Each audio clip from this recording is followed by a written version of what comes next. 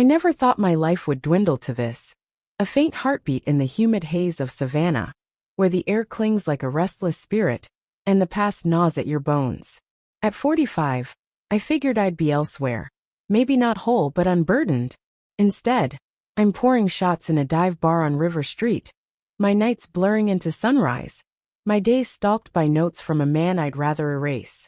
Jonah, my ex-husband, was a guitarist with a cruel edge and hands that left scars seen and unseen. He's long gone, cast out years back, but his words still chase me, scratched in erratic ink, swearing he's never far.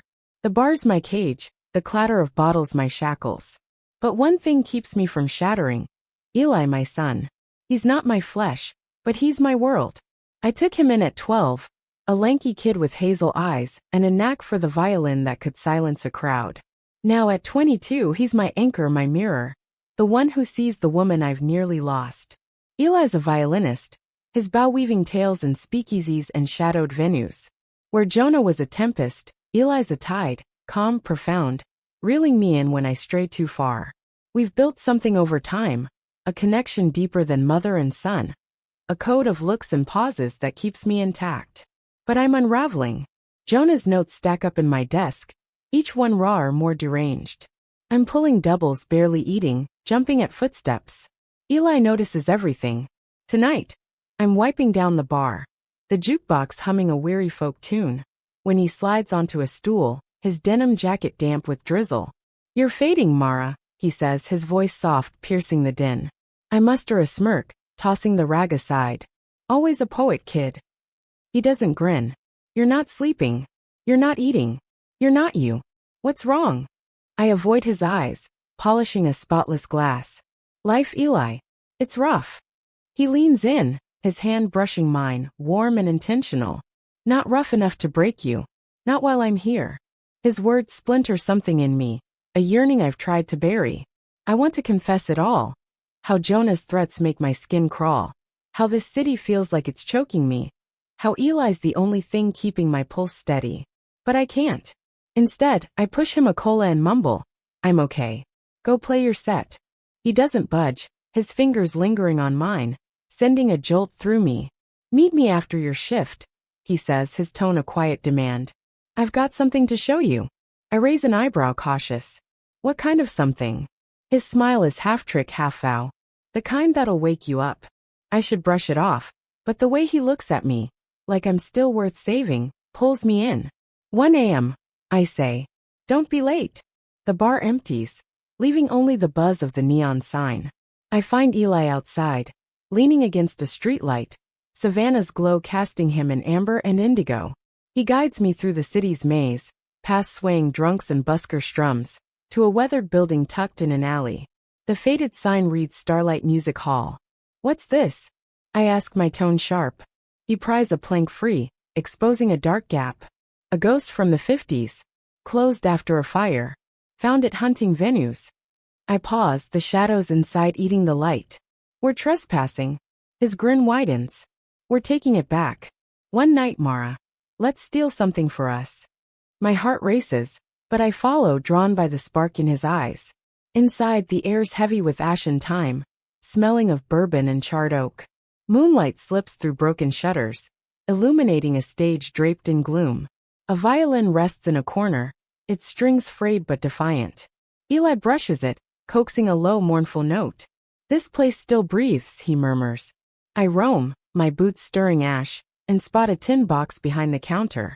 I pry it open, finding a stack of letters, their paper brittle, penned in a woman's graceful script. Signed Lillian, 1953. I read aloud, my voice unsteady. "I play for him, but he'll never see. My heart's a secret I can't speak." Eli turns, his eyes locking on mine, heavy with recognition. "She was trapped like you." I nod, Lillian's words cutting deep, raw, desperate, too close to my own. That night changes everything. Eli persuades me to return, to claim the hall as our refuge. After shifts, we sneak in, clearing the stage, scrubbing the bar, breathing life into the ruins. Eli plays, his music a thread binding us, sometimes soft and grieving, sometimes fierce and untamed. I read Lillian's letters, each a whisper of a love she couldn't seize, a drummer tied to another. Her words spark something reckless in me, a desire I've buried since Jonah. Eli senses it too. I see it in the way his gaze lingers when I smile, the way his hand grazes mine when we share a lantern's glow. Our nights in the hall become a ritual, a space where Jonah's notes can't reach me, where I'm not just a bartender but a woman alive wanted. But we're treading a dangerous edge, a heat in the pauses, the too long looks. I know it's reckless, know I should stop. But the pull of him, of us, is stronger than my dread. One sticky night, Eli plays a slow, searing melody, the notes curling around us like mist. I sit beside him on the stage, our arms brushing the air charged. You're different here, he says, his bow stilling, his voice low. Like you're finding yourself again. I meet his gaze, my pulse hammering.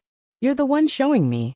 His hand lifts, hovering near my face, his fingers grazing the air by my jaw.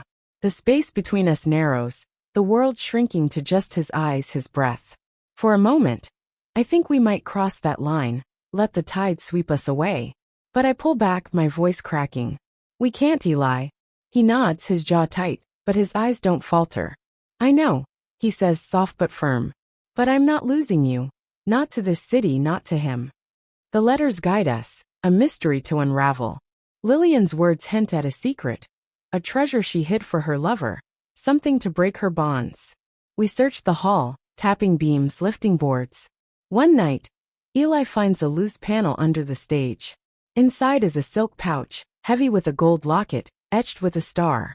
A note's tucked inside. Sell this, flea. I couldn't. You can. L. My breath catches. It's not just a keepsake, it's a way out. Eli's eyes gleam. This is our chance, Mara. I clutched the locket, Lillian's resolve sinking into me. She didn't escape, but we could. The next day, we take it to a jeweler on Broughton Street. He inspects it, nodding. Pure gold, 1950s. $2,000, maybe more at auction. My heart surges. It's enough to shift the tide. Eli nudges me, smiling. Lillian's watching out for us. Back in the hall we plan. The money's a down payment on a new life. Charleston, maybe, or Asheville.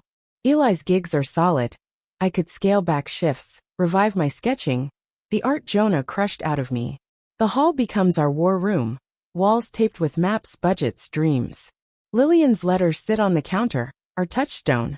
But Jonah's notes keep coming, each one uglier. One arrives with a photo of me leaving the bar, taken from afar. My stomach knots, he's here watching. Eli finds me shaking, the note crumpled in my hand. He's not touching you, he says, his voice a growl, his hand on my arm grounding me. We're leaving soon. I nod, clinging to his fire. We push harder. Eli books extra sets. I pawn some old earrings, we scrape every dime. The hall's our sanctuary, but it's also a risk. If Jonah tracks me here, if he finds this place. Weeks blur. Our nights in the hall a fevered blend of scheming and music. Eli's presence is a constant. His laugh, his touch, the way he watches me when he thinks I'm distracted. We're cautious, always stopping short of the brink. But the tension hums between us, a note that won't resolve. One night, as rain pounds the roof, he plays a melody that feels like a confession, raw and unguarded. I sit on the stage, Lillian's letters in my lap, her words blending with mine. You're not her, Eli says, his voice cutting through the notes. You're stronger. I look at him, my throat tight. Only because of you. He steps closer, his hand brushing mine, and the air crackles. I want to lean in, to let go, but I pull back, my heart racing. We're almost there, he says, sensing my fear. We're getting out. The threat grows. Jonah's notes turn vicious. He knows I'm plotting, says he'll find me. One night, I spot a figure outside the hall, his shape too familiar. My blood chills. Eli sees my face, grabs my arm. We're done waiting, he says. We sell the locket for $2,400, more than we expected. With Eli's savings and my scraps, we've got $3,000. Enough for a fresh start. We secure a loft in Charleston, a small place by the harbor, and set a date. 1 week. The final night in the hall is vibrant, alive. Eli plans a private performance, just us, a farewell to the Starlight. He plays a song that feels like our story, complex, fierce, hopeful. I sit on the stage, the letters beside me, lamplight flickering across the walls. When he finishes, he turns, his eyes blazing. "We're free, Mara," he says. "No more cages." I nod, tears burning. Not from pain, but from the weight of it all. He steps closer, and for a heartbeat, I think we might break every rule we've set. But he just takes my hand, his grip fierce, grounding. "Let's go," he whispers. We leave at dawn, Savannah fading in the rearview as we head north. The Charleston loft is modest, worn floors, a view of the Ashley River, a nook for Eli's violin. We unpack our relics. Lillian's letters, the empty pouch, a lantern from the hall. That first night, we sit on the floor, folk tunes humming from a radio. Eli plays a soft note, his smile unguarded. "This is ours," he says. I nod, tears falling. Not from fear, but from freedom. Lillian's story ended in silence. Ours begins with a song. I look at Eli, my son, my savior, my partner in this escape, and know we've rewritten the melody. The river hums outside, boundless and alive, and for the first time in years, I'm ready to join the Charleston loft. Feels like a borrowed breath. Its creaky floors and slanted ceilings holding us gently, as if testing our resolve.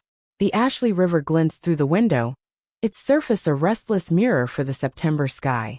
It's been 3 weeks since we left Savannah, since we slipped from Jonah's grasp, and the Starlight music hall's shadowed embrace. I thought escaping would carve a clean line between then and now, but freedom is messier than that. It's a fragile rhythm, easily disrupted by a stray note, like the letter I found slipped under the door this morning, Jonah's jagged scrawl unchanged. "You think Charleston hides you? I'm closer than you know." My hands shook as I shoved it into a drawer, but I haven't told Eli. Not yet. He's already carrying too much of my weight. Eli's thriving here. His violin a constant pulse in our new life. He's landed a steady gig at a jazz club on King Street, a cozy spot called the Lowcountry Note, where his music draws crowds that linger past closing. I watch him from the kitchen, my sketchpad open, charcoal smudging my fingers as I try to capture the way his brow furrows when he plays. At 22, he's a force. His hazel eyes sharp with purpose, his presence a tether that keeps me from drifting. But the pull between us, that unspoken current from Savannah, hasn't faded. It hums in the quiet moments, when he brushes past me in the narrow hallway, when his laugh catches me off guard. I tell myself it's just the intensity of our escape, the bond forged in survival. But my heart races when he's near, and I'm not sure what that means. "Mara, you're staring again," Eli says one evening, glancing up from his violin case, where he's adjusting the strings. His grin is teasing, but his eyes hold something deeper, something that makes the air feel heavy. I flush, smudging charcoal across my sketch. "Just drawing," I mutter, flipping the page. He steps closer, leaning over to peek at the paper, a rough outline of his hands on the bow. "That's me, huh?" His voice is soft, and his arm brushes mine, sending a spark up my spine. I pull back, forcing a laugh. "Don't get cocky, kid." He doesn't laugh, just watches me, his gaze steady. "You're different here, Mara. Lighter." It's good. I want to tell him it's because of him, because he's the one stitching me back together. But the letter in the drawer burns in my mind, and I just nod, turning away. We're building something new piece by piece. I've cut my bar shifts to weekends, spending days sketching the city's cobblestone streets and marshy edges, my art a lifeline I thought Jonah had severed. The local papers commissioning my work now, small pieces for their culture section, and it feels like reclaiming a part of myself. Eli's music is blooming too. He's composing a suite inspired by Lillian's letters, each movement a thread of her story woven with ours. We spend nights on the loft's tiny balcony, the river's murmur blending with his violin. Lillian's letters spread between us like a map. Her words, I play for him but he'll never see. My heart's a secret I can't speak. Echo in me, her courage a spark that fuels our plans. But Jonah's shadow lingers. I check the locks twice each night, scan the street below for familiar silhouettes. Eli notices, his eyes narrowing when I flinch at a knock, but he doesn't push. Not yet. One morning, as the city wakes in a haze of salt and sunlight, Eli pulls the letters from their shelf. "There's something we missed," he says, spreading them across the table. Lillian mentions a final gift, something beyond the locket. I frown, scanning her elegant script. He's right, a faint line in her last letter. The star gave the first. The soul holds the last. My pulse quickens. The locket was the star, I say. What's the soul? Eli's eyes spark. The hall. It's still there, Mara. My stomach twists at the thought of returning to Savannah, to the Starlight's ashes and Jonah's reach. He's watching, Eli. I whisper, the letter's weight pressing on me. He leans forward, his hand covering mine, warm and sure. He doesn't own us. Lillian's gift, it's ours to claim. I hesitate, fear warring with the fire in his voice. One trip, I say finally. We're quick. He nods, his grip tightening. Always together. We drive to Savannah under a bruised sky, the road humming with dread. The Starlight Music Hall stands unchanged, its boards warped, its shadows thick. We slip inside, the air sharp with char and memory. Eli lights a lantern, its glow dancing across the stage. We search with quiet urgency, tapping walls, prying panels. My nerves fray with every creak. Jonah's letter a pulse in my pocket. Then Eli finds it. A small wooden box, hidden in a hollow beneath the counter, carved with a faint musical note.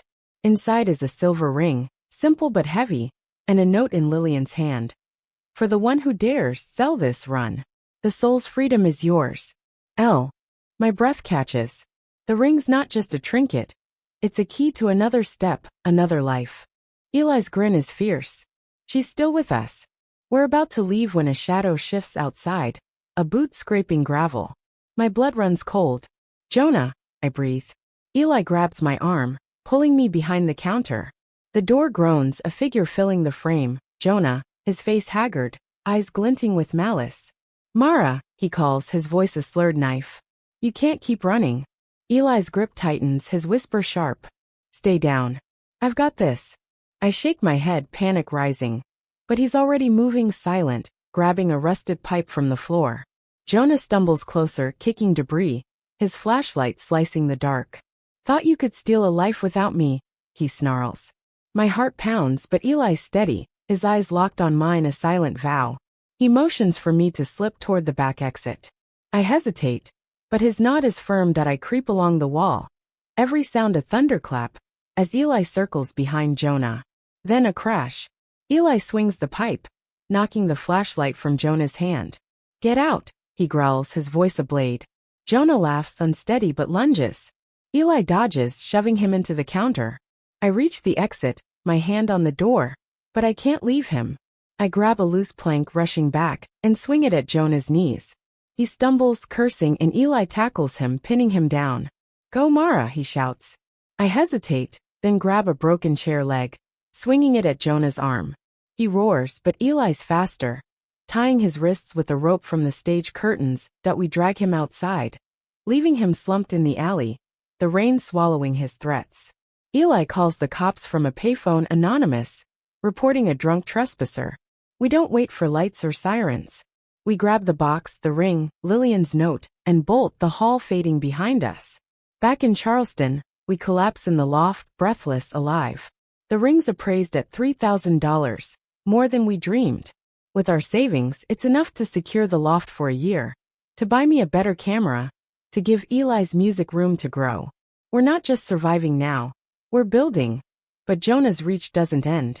A week later, another letter arrives, this one with a photo of the loft's balcony, taken from the street. You can't shut me out, Mara. My stomach lurches, and this time, I show Eli. His face hardens, but his voice is calm. He's desperate. We're stronger. He insists we go to the police, file a restraining order. I hesitate. Jonah's slippery, always dodging consequences, but Eli's resolve steadies me. The officer takes our statement, promises patrols, but I know Jonah's not easily caged. Eli senses my fear, pulling me close on the balcony that night, his arm around my shoulders. He's not winning, he says, his voice a low fire. The contact sparks that old current, but we don't cross it. We don't need to.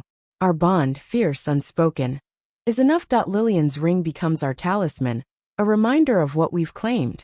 We search her letters for more clues, finding a reference to a soul's vault in a Charleston music shop, a place Lillian might have known. We track it down, a dusty store called Raven Strings, its walls lined with guitars and violins. The owner, an old man with eyes like sea glass, recognizes the ring's description. Heard stories, he says, leading us to a back room. There, in a locked drawer, is a small ledger, Lillian's, filled with poems and a list of contacts.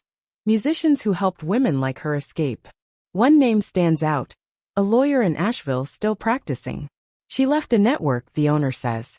Use it. We contact the lawyer, a woman named Clara, who confirms the ledger's value. Lillian's contacts are a map for women running from men like your ex, she says. She offers to connect us with a shelter, resources, even a private investigator to track Jonah. It's a lifeline, one we didn't expect. Back in the loft, we map our next steps. The ring's sale funds a deposit on a small house in Asheville, a place with a garden and an attic for Eli's music. My sketches are gaining traction, with a gallery interested in a show. Eli's composing more, his suite for Lillian nearing completion, a performance planned at the Lowcountry Note Point one night. As the river sings outside, Eli plays Lillian's suite, the notes soaring free.